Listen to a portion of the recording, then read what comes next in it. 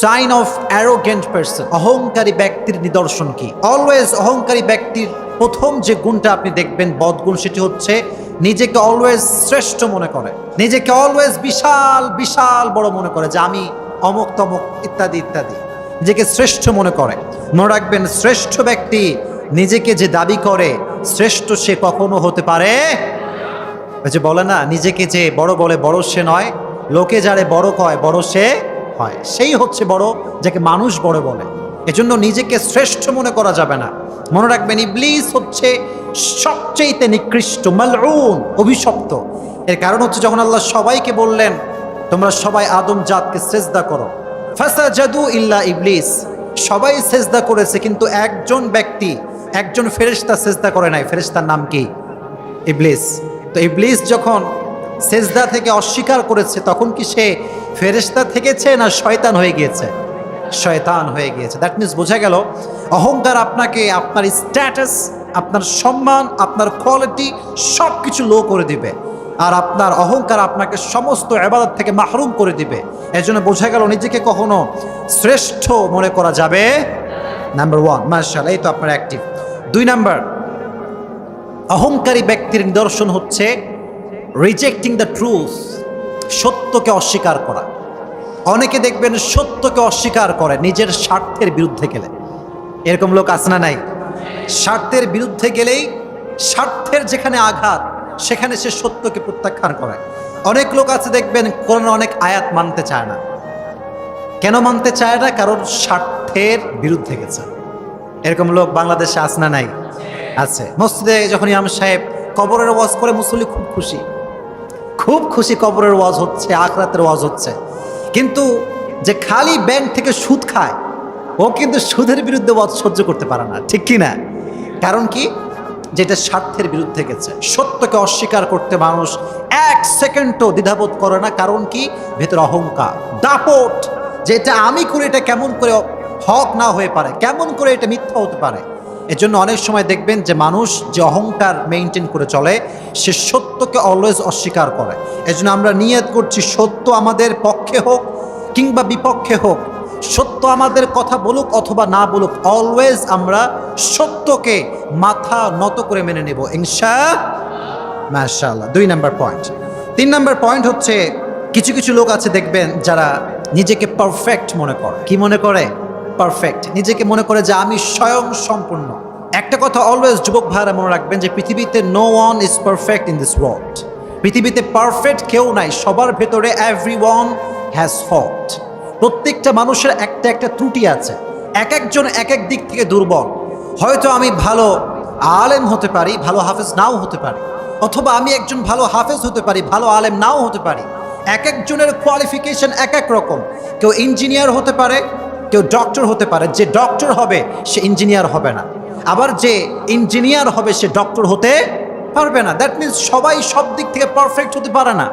তাহলে যে ব্যক্তি নিজেকে পারফেক্ট মনে করে যে আমি পারফেক্ট, সব আমার ভেতরে আছে, বোঝা যাবে আসলেই তার ভেতরে কিছু নেই।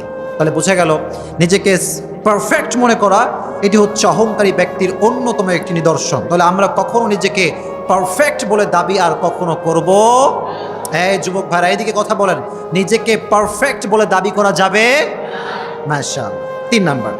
4 নাম্বার, অহংকারী ব্যক্তির সাইন হচ্ছে, খুব ভালো করে আমার দিকে খেয়াল করেন, আমি বলি, যারা ভেতরে অহংকার নিয়ে চলে, ভালো করে দেখবেন, যারা হাঁটা চলায় বড়ত্ব প্রকাশ করে। আছে না, আছে না? এমন ভাবে হাঁটে, দেখলে মনে হয় কোন লাট সাহেবের বেটা আসছে, তাকায় দেখো, কিন্তু আসলে কিন্তু লাট সাহেবের বেটা না, ফকিন্নির বেটা। কিসের বেটা? ফকিন্নির বেটা, মানে গরিবের ছেলে। কিন্তু ভাবসাব দেখলে মনে হয় কি লাট সাহেব। এক একটা সানগ্লাস পরে, শার্ট পরে, বোতাম খোলা, সব খোলা, খুলে ঘুরে বেড়াচ্ছে, দাপটি আলাদা। মনে রাখবেন, হাঁটা চলায় যে বড়ত্ব প্রকাশ করে সে অহংকারী ব্যক্তি। আর অহংকারী ব্যক্তিকে আল্লাহ কখনো পছন্দ করতে পারে। এজন্য যখন হাঁটবেন, এই যে এইদিকে তাকান সবাই আমার দিকে, যখন হাঁটবেন চোখ থাকবে নিচের দিকে। চোখ থাকবে কোন দিকে? নিচের দিকে। তার মানে বলবেন, হুজুর চোখ নিচের দিকে থাকলে উল্টায় পড়ে যাবো, হুজুর কোন দিক কি আছে কিছুই বুঝতে পারবো না।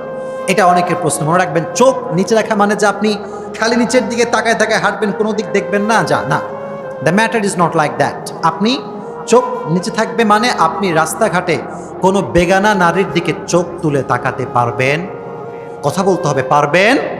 পারবেন না। চোখ তুলে তাকাবেন না কোনো বেগানা নারীর দিকে। তাহলে চোখটা নিচের দিকে থাকবে মিন্স আপনি প্রত্যেকটা দিকে খেয়াল রেখে চলবেন যাতে আপনার অসুবিধা না হয়। আর চোখ নিচে রেখে যে চলে, মাথা নিচু করে যে চলে, তার ভেতরে অহংকার নামের বদগুণ থাকতে পারে।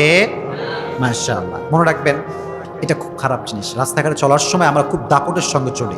ওমর ইবনুল খাত্তাব রাদিয়াল্লাহু তাআলা আনহু দেখলেন যে একবার উবাই ইবনু কাব রাদিয়াল্লাহু তাআলা আনহুর পেছনে অনেক লোক পেছন দিক থেকে আসছে আর উনি সামনের দিকে হাঁটছে। অনেক সময় দেখবেন যে নেতা যখন আসে, নেতার পেছনে অনেকগুলো লোক থাকে কি থাকে না? কথা বলেন, থাকে কি থাকে না? থাকে।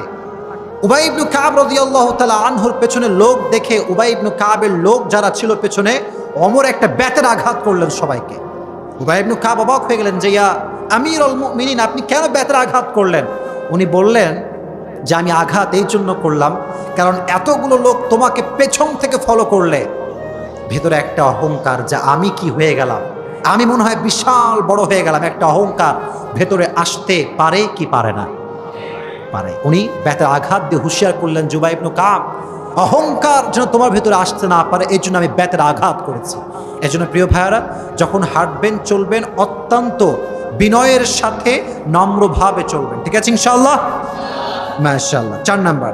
5 নাম্বার খুবই গুরুত্বপূর্ণ এই বিষয়টি, যেটি আমাদের অনেকের মাঝেই হয়েছে এবং অনেকের মাঝেই বদগুণটা রয়েছে, সেটি হচ্ছে টু ক্রিটিসাইজ সামওয়ান।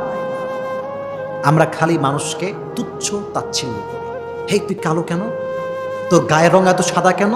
তোর চোখ ওইদিকে বেঁকা কেন? তোর চুল এত বড় কেন? তোর কথায় কোনো মধু নাই কেন? এক একজনের ত্রুটি নিয়ে আমরা এক একজনকে ক্রিটিসাইজ করি। না, ডোন্ট ক্রিটিসাইজ এনিওয়ান। কাউকে আপনি ক্রিটিসাইজ করতে পারবেন না। ইসলাম ক্রিটিসাইজ করা, তুচ্ছ তাচ্ছিল্য করা, ইসলাম কখনো সমর্থন করতে পারে?